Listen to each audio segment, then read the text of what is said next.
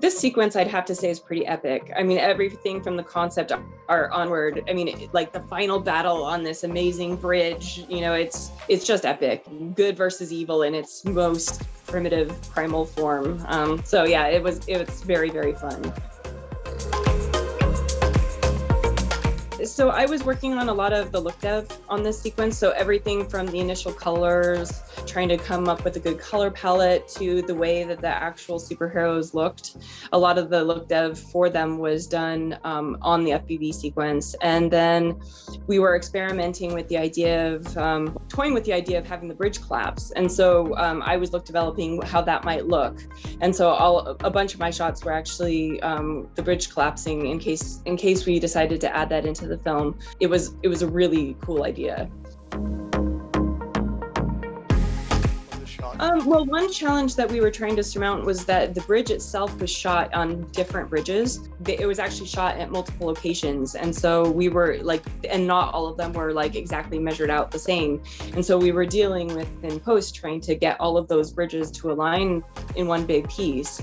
And that was one challenge. And then the other challenge was that obviously the people, they had a bunch of stunt doubles that were falling, but there wasn't enough green screen for them. So I ended up doing a lot of paint work to try and continue their legs as they were thrashing and falling off the bridge.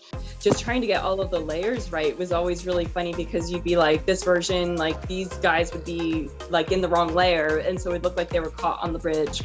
It was quite an interesting challenge to get them to feel like they were actually falling off the bridge. Oftentimes as a compositor, you are sort of choosing the final look. Just because something is rendered out doesn't mean that that's the way it's going to look in final. Sometimes when you're look developing stuff, you come up with a look that they like, and then that is propagated throughout everyone's shot. And so you still have to come up with whatever that look is going to be. And then sometimes that look, during the daytime might be different than the nighttime. And so you're trying to develop that look over multiple sort of color sequences, and also developing the color, because we didn't necessarily know on the FPV shots what the director wanted. We were trying really cool and really warm and cloudy, and we kind of settled on a cloudy with a hint of sunset.